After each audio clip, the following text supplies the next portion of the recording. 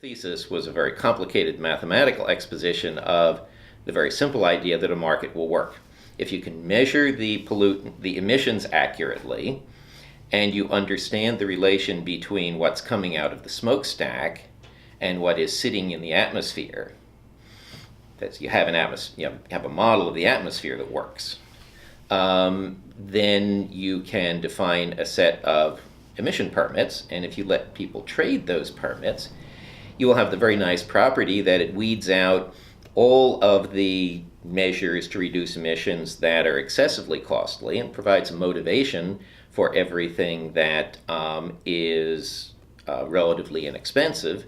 And you end up, if this trading system works and everybody is covered, and you've got your understanding of air quality is correct, you achieve your goal at the least possible cost. Ozone is complicated, but we did it on sulfur dioxide, and that's really simple. Every ton of sulfur dioxide that was emitted anywhere in the eastern United States, exactly the same price, call it $100 a ton, which means that if you could reduce your emissions for less than $100 a ton, you could sell those credits to somebody else. And if it was costing you $500 a ton, then instead of installing some ridiculously expensive equipment, you could buy credits from somebody else for $100 a ton.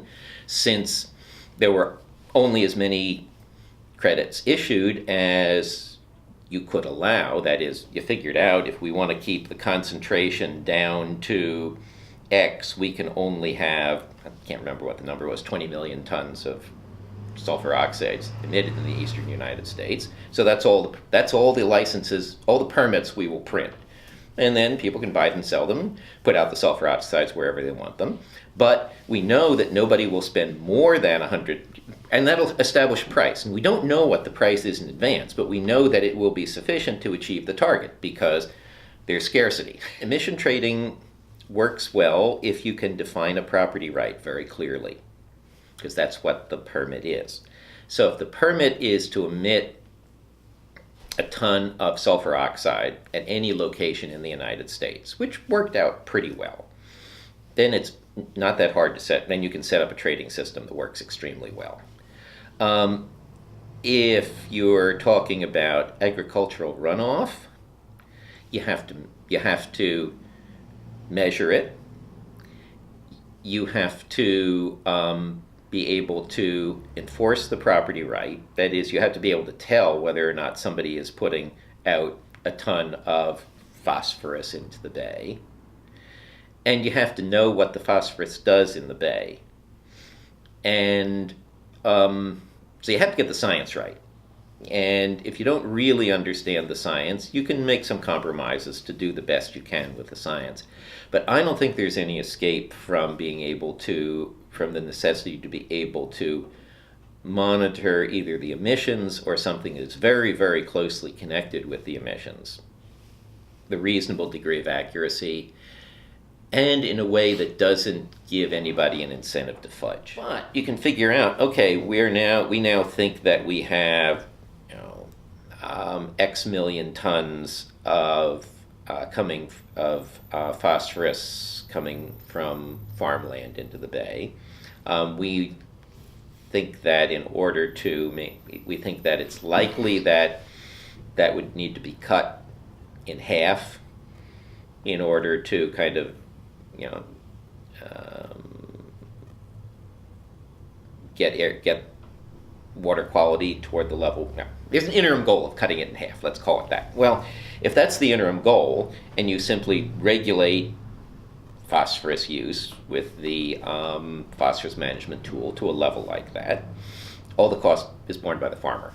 Well, and to some extent by the farmer's workers, and to some extent by consumers of farm products because it affects prices. But if it's just on the Chesapeake Bay, maybe the farmers are going to have to bear a lot of that cost. If you have a trading program, you can allocate to the farmers X million tons of allowances. And everybody else who's putting anything into the bay, you take them away from them. So that you figure out how many million tons of kind of TMDL equivalents, can go into the bay in a year from all sources. That's where, and that's connected to your water quality goal that you set for that year. You then say, okay, we can first of all decide how we're going to divide these up among the states. So Pennsylvania gets some, and we have to agree on the science of how much loading the bay suffers because of what's happening in the Susquehanna, and all the other bay states get them. So Maryland has some amount that it can allocate, and we're going to have to do it that way because the governors all have to agree and the legislatures have to agree. So then we come to Maryland, and the Eastern Shore farmers argue that they kind of have enough political influence. They said, let's try to hold the Eastern Shore farmers harmless economically, but make sure they reduce their emissions. Well, we just give them more allowances to sell. So they have the income coming in from selling the allowances rather than, so they can afford to give up the crops by putting less phosphorus on because they have the allowances to sell. That's how the system works, ideally. At the state level, I think there is considerably more possibility, just because I think as we get to levels of government that are closer to where people can actually discuss these things face to face with each other, there's more likelihood that civility will prevail and can have a rational discussion about the actual pros and cons of doing things different ways that gets away from different parties.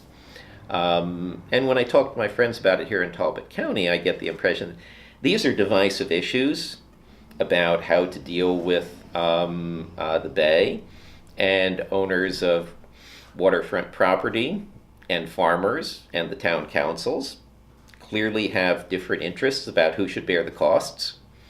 We know that emission trading could reduce the costs. If it was possible to buy allowances from farmers to get a break on the current requirements for construction on the waterfront, that would be a great deal for everyone. And I think we can discuss that and make sense of it within something like Talbot County.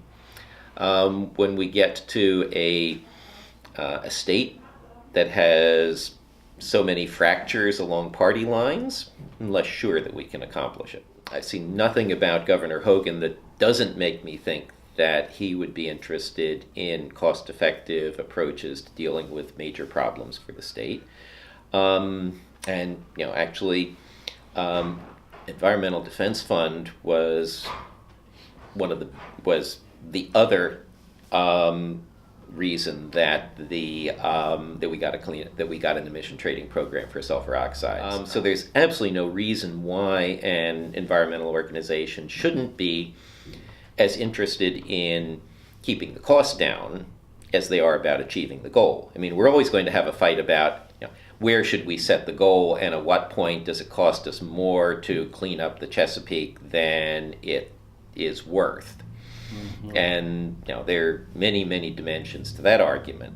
But the discussion of, okay, for now we have settled on what our short-term goals are for the Chesapeake. How are we going to go about doing them? We ought to all be able to align on trying to figure out a more cost-effective way of accomplishing it. I see emission trading as part of a general approach to regulation.